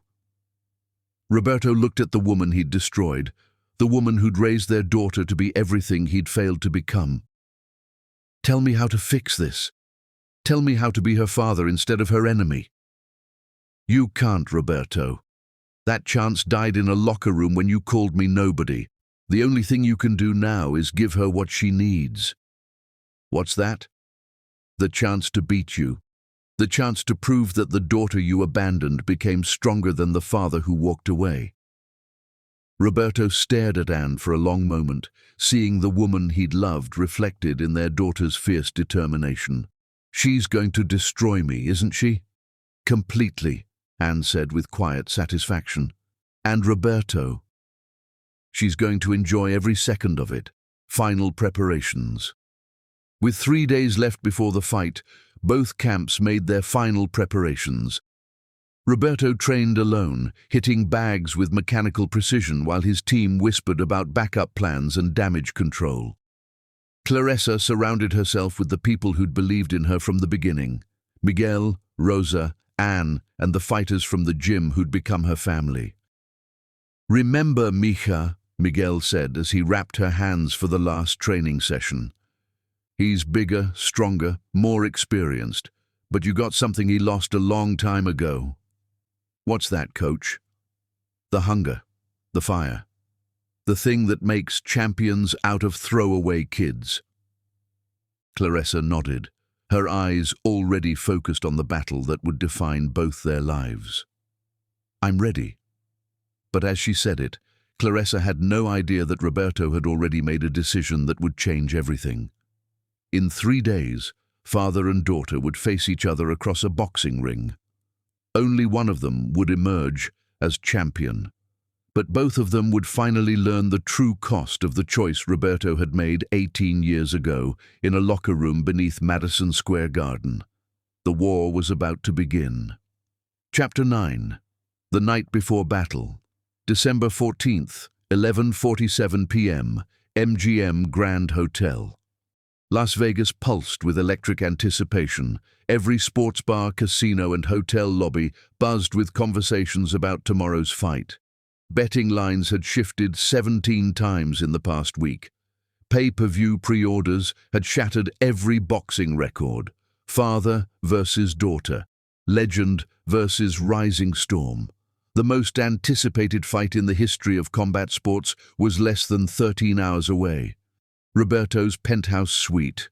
Roberto stood on his balcony overlooking the strip, the neon lights painting his face in alternating shades of red and gold.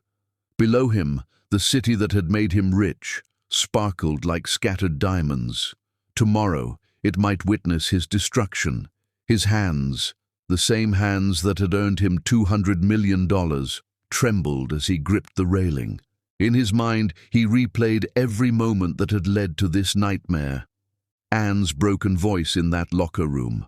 Clarissa's cold stare at the press conference. 18 years of choices that had seemed so right at the time. Having second thoughts? Roberto turned to find Charlotte in the doorway, her silk nightgown catching the city lights. Even now, on the eve of the most important fight of his life, she looked like she was posing for a magazine cover. "How can you be so calm?" Roberto asked. "Because tomorrow, one way or another, this ends. Either you destroy that little girl and we move on with our lives, or she destroys you and I take half of everything in the divorce." Roberto stared at his wife, the woman he'd chosen over love, and realized he was looking at a stranger. "Is that all this is to you? A business transaction? What else would it be? Love?" Charlotte laughed, the sound like breaking crystal. "Roberto, we stopped pretending this was about love 15 years ago. This is about money, power, and protecting what we've built. And if I lose? You won't. You're Roberto Langford. She's just an angry child with daddy issues." But even as Charlotte said it, Roberto heard the uncertainty in her voice. They'd both seen the footage of Clarissa's training. They'd both seen the cold determination in her eyes. Tomorrow wasn't going to be a fight, it was going to be an execution. The only question was, who would die? 3 floors below, Anne's hotel room. Anne sat on the edge of her bed, staring at the ultrasound photo she'd carried for 18 years. The edges were worn from handling, the image faded but still clear enough to see the tiny form that had grown into the most dangerous fighter on the planet. A soft knock interrupted her thoughts. "Come in, baby girl." Clarissa entered wearing simple pajamas, her hair loose around her shoulders. For a moment, she looked like the little girl who used to crawl into Anne's bed during thunderstorms. "Can't sleep either. Too much energy." Clarissa sat beside her mother, both women staring at the photo that had started everything.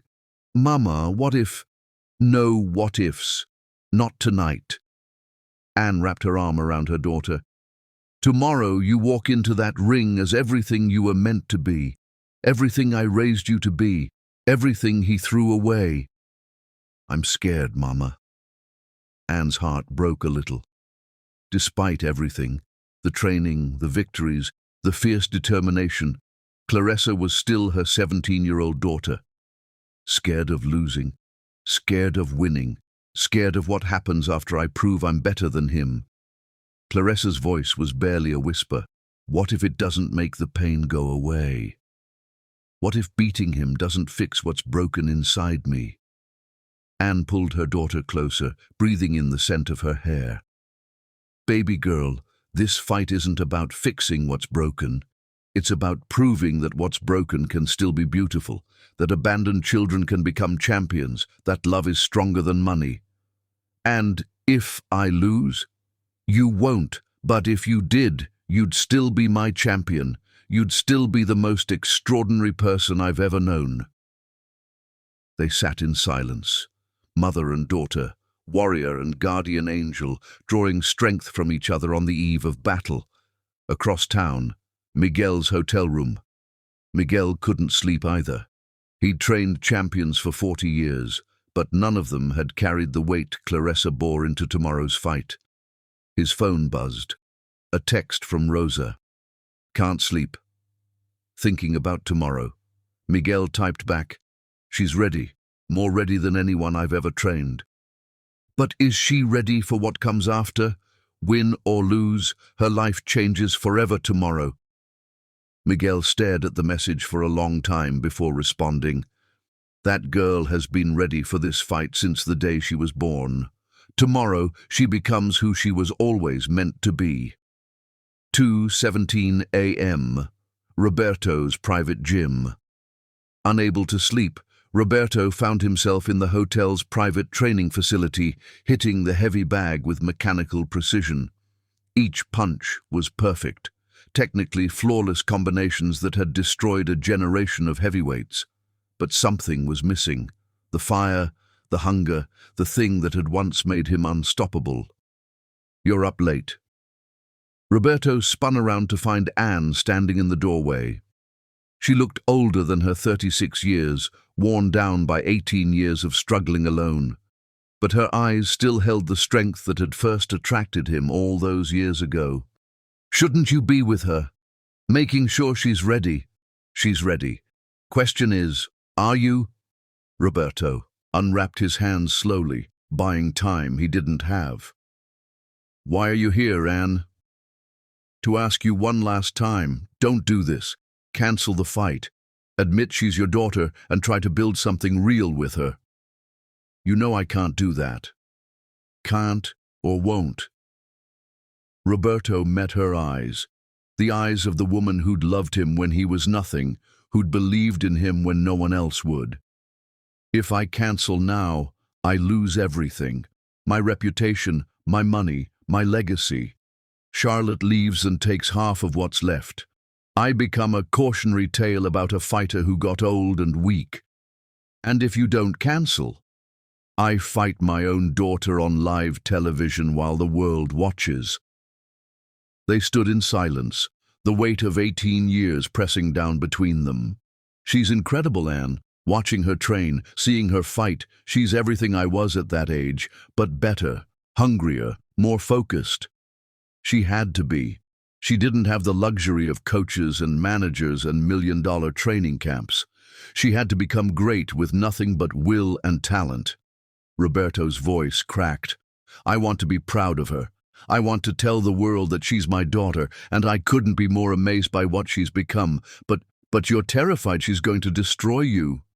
Aren't you? Anne smiled, and for a moment, Roberto saw the woman he'd fallen in love with 2 decades ago. Roberto, I've been waiting 18 years for our daughter to destroy you. It's going to be the most beautiful thing I've ever seen. As Anne turned to leave, Roberto called after her. What should I tell her? If I get the chance, what should I say? Tell her you're sorry. Tell her you were wrong. Tell her that walking away from us was the biggest mistake of your life. And if she doesn't forgive me, then you'll know exactly how I felt in that locker room when you called me nobody. 5:33 a.m. Claressa's final preparation. Claressa stood in front of the mirror in her hotel room, shadowboxing with fluid precision. Her reflection moved like liquid violence, every combination perfect, every movement calculated for maximum destruction. Miguel had texted her fight instructions. Remember everything we practiced. Stay disciplined.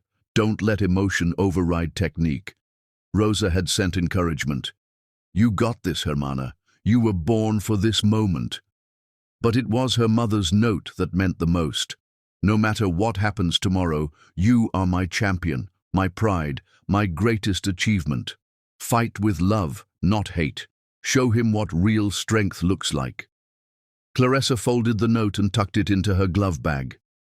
Tomorrow, she would carry her mother's love into battle against her father's legacy. 8:45 a.m. Fight day morning.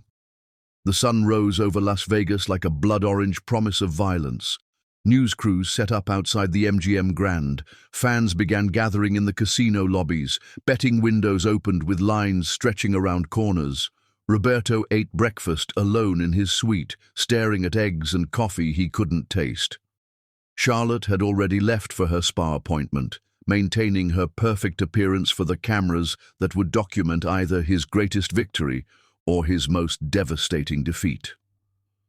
3 floors below, Claressa ate oatmeal and fruit while reviewing fight footage one last time. Anne sat beside her, saying nothing, just being present for her daughter on the most important day of both their lives. Miguel arrived at 9 a.m. sharp, carrying the gloves Claressa would wear into battle. Custom-made, perfectly weighted, with a small picture of Anne tucked inside the left one. Ready, mija? I've been ready for 18 years, coach. 11:27 a.m. Final preparations. The weigh-in was a formality. Both fighters made weight easily. The crowd screamed as they faced off one last time, father and daughter separated by 18 years of pain and an ocean of regret. Roberto, 6 feet 4 inches, 238 pounds of seasoned muscle and championship experience. Claressa, 5 feet 10 inches, 195 pounds of pure hunger and unbreakable will. They didn't speak during the stare-down. What was there to say? Everything that mattered would be settled in the ring. As they separated, Roberto caught Claressa's eye and mouthed 2 words. I'm sorry. Claressa's response was a smile that chilled his blood. You will be. 6:47 p.m. Pre-fight. The arena filled to capacity. Celebrities, politicians, and boxing legends filled the front rows. The energy was electric, dangerous, like the moment before lightning strikes. In his dressing room, Roberto sat in silence while his team prepared his hands. Eddie tried to give last-minute tactical advice, but Roberto heard nothing. His mind was locked on the moment when he would walk through those ropes to face the daughter he'd abandoned. 3 doors down, Claressa meditated in perfect stillness, while Miguel wrapped her hands with the reverence of a priest preparing communion. Each wrap was a prayer, each layer a promise that she would walk out of that ring as champion. "Remember," Miguel whispered, "this isn't about revenge. This is about justice. This is about proving that love is stronger than money, that loyalty matters more than fame." "I remember, Coach. I remember everything." 7:54 p.m. The walk. The crowd erupted as Claressa emerged from the tunnel, walking toward the ring with the confidence of a queen claiming her throne. She wore simple black and gold, her mother's colors. Anne walked beside her, tears streaming down her face as she watched her daughter approach her destiny. Roberto's entrance was met with a mixture of cheers and boos. The crowd was split, half supporting the legend, half pulling for the daughter seeking justice. He wore his traditional white and gold, the colors of a champion who'd never lost when it mattered. As they climbed through the ropes, father and daughter stood in opposite corners of the ring that would determine both their fates. 8:02 p.m. Final moments. The referee called them to center ring for final instructions. They stood close enough to touch, close enough to see themselves reflected in each other's eyes. "I want a clean fight," the referee said. "Protect yourselves at all times. Touch gloves and come out fighting." They didn't touch gloves. They didn't need to. Everything that needed to be said had been said 18 years ago in a locker room beneath Madison Square Garden. As they returned to their corners, the arena fell silent with anticipation. Claressa looked across the ring at her father, the man who'd given her life and then abandoned it, the legend she'd studied and now prepared to destroy. Roberto looked back at his daughter, the child he'd thrown away, the warrior who'd risen from nothing to threaten everything he'd built. The bell was about to ring, the storm was about to break, justice was about to be served. But in that moment before battle, both fighters carried the same thought. After tonight, everything changes. After tonight, the truth finally comes home. After tonight, one of them would stand as champion while the other faced the consequences of choices made 18 years ago. The crowd held its breath. The cameras focused. The world watched. And in the silence before thunder, father and daughter prepared to write the final chapter of a story that had begun with love and betrayal in equal measure. The bell was coming. The reckoning was here. And Roberto Langford was about to learn that some daughters never forgive. Some daughters never forget. Some daughters grow up to become everything their fathers feared they would be. The storm named Claressa was about to make landfall, and nothing would ever be the same. Chapter 10. Blood in the ring. Ding. The bell rang like a gunshot through the MGM Grand Arena, and 18 years of abandonment exploded into violence. Roberto came out fast, trying to end it early with the overwhelming aggression that had destroyed a generation of heavyweights. His first combination, jab, cross, hook, was thrown with championship precision. Claressa moved like smoke. Every punch Roberto threw missed by millimeters, his fists cutting through air where his daughter had been a heartbeat before. The crowd gasped as Claressa slipped under a devastating right hand and countered with a left hook that snapped Roberto's head sideways. First blood belonged to the daughter. "She's making him look foolish," the announcer screamed. "Langford can't touch her." Roberto pressed forward, his experience telling him to cut off the ring, to use his size and strength. But Claressa had studied him too well. Every move he made, she'd already seen coming. Every pattern he fell into, she'd memorized and prepared to counter. By the end of round 1, Roberto's perfect record had its first crack. His right eye was swelling from 3 clean shots he'd never seen coming. Between rounds, "She's faster than we thought," Eddie told Roberto, working on the cut above his eye. "You need to take her head off early, or this gets ugly." Across the ring, Miguel was calm as stone. Perfect, Mija. He's frustrated. Now take him apart piece by piece. Claressa nodded, her breathing controlled, her eyes locked on Roberto like a predator watching wounded prey. Round 2. Roberto came out swinging with desperate fury, throwing bombs that would have flattened any other opponent. But Claressa wasn't any other opponent. She was his daughter. She was his reckoning. She was everything he'd thrown away, grown strong and hungry for justice. Claressa caught Roberto coming in with an uppercut that lifted him off his feet. The crowd erupted as the legendary champion staggered backward, his legs unsteady for the first time in his career. "Get up, Dad!" Claressa shouted, her voice cutting through the arena noise. "That's all you got!" Roberto's blood ran cold.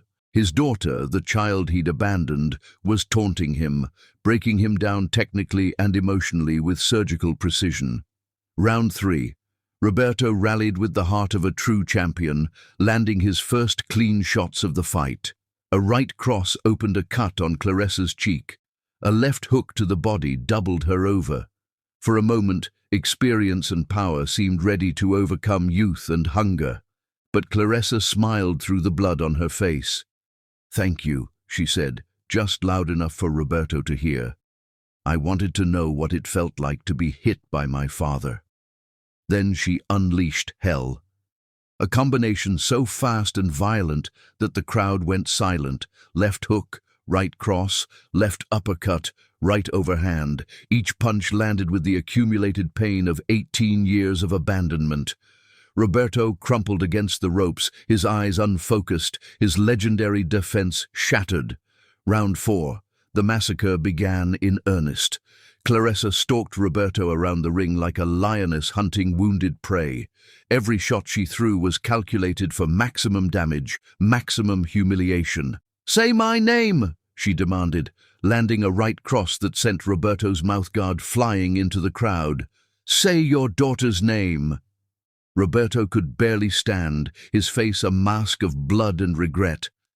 But something in Claressa's voice, the pain behind the rage, made him remember the man he used to be. "Claressa," he whispered through split lips. "My daughter, Claressa." "Louder!"